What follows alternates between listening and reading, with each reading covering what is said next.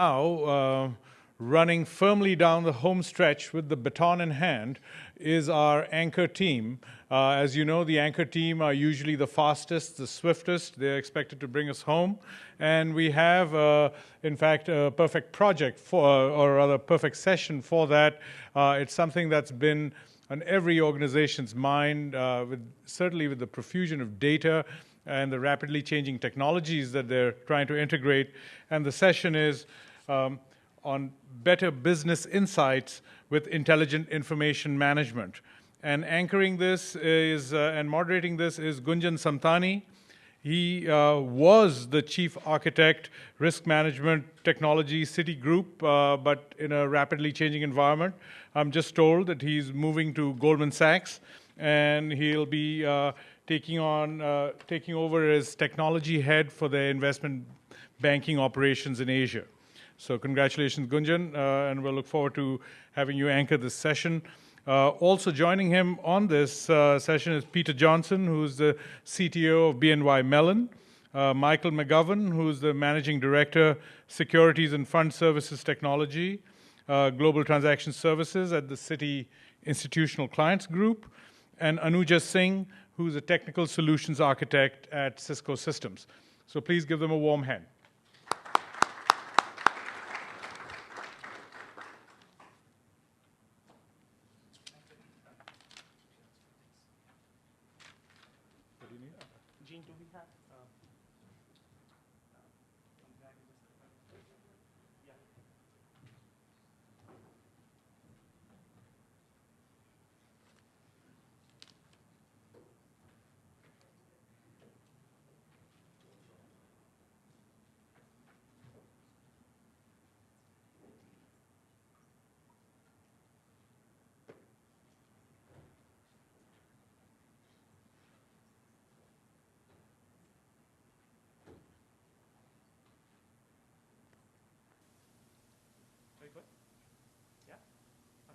Good afternoon, everyone.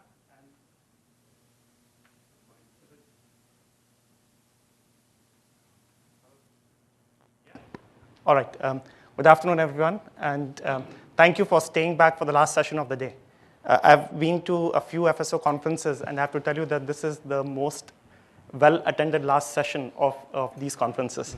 So, a round of applause for all of you. Right?